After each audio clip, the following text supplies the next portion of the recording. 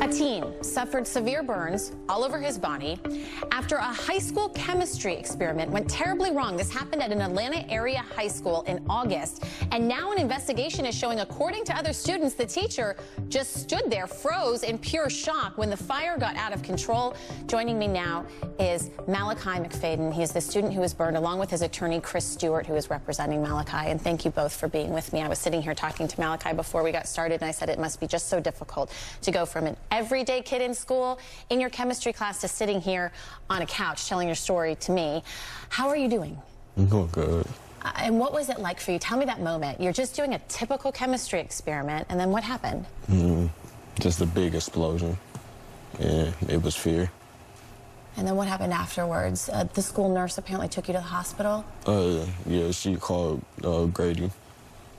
And of course, you've been going through your recovery ever since. I know this is something that you feel like you might not ever recover from, and you have been helping him out in this because the school has issued a statement on this that we reached out. We've not heard a statement directly to us, but they gave this to the Atlanta Journal-Constitution. They say the investigation determined the experiment was conducted without proper safety precaution and in a reckless manner. So the office is recommending termination due to the severity of the incident. Is there anything more that you feel like could be done? Yeah, take responsibility.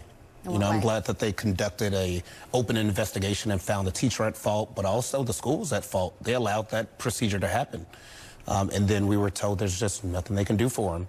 So we'll be filing a lawsuit this week. So what does that mean as far as, we all send our kids to school, we assume that they're going to be safe, accidents do happen, but if it was done in a reckless manner, what message is that sending, do you say, to parents? That your kids are left in the cold when something like this happens. Just look at what happened in New York. Same kind of experiment. The kid was burned. Jury brought back $60 million against the school. And it's sad that's going to happen here in Georgia. What did the school say to you? Have you talked to any of them, and what's their reaction? I haven't talked to them.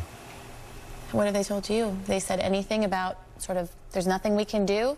Anything else the investigation tells you? Well, the investigation took forever, but it was thorough, obviously. It didn't mention that the chemistry head of the department was actually asked for the ethanol that burned him. And she didn't question the teacher. She didn't say, why are you doing a magic trick second day of school? This isn't a real science procedure. It's a website magic trick. That's what's happening in schools. Is there anything in the school responsibility that says whatever the teacher does is not our responsibility? Or do they have all responsibility for anything that happens in the walls of their school? Well, she uploaded it to the website, to her school plan. Nobody said, why are you doing that magic trick second day? Why are you using ethanol instead of rubbing alcohol, which is volatile? And why aren't you protecting the kids? So it was just a catastrophic failure. Why is there a magic trick going on in chemistry class?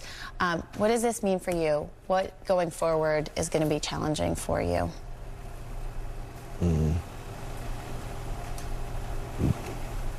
Dealing with this every day, that I gotta sit there and think about what happened. I know how hard this must be. Malachi, I'm so sorry. Thank you for coming on here and talking with us about this. Thank you as well. We're wishing the very best for you. Take care.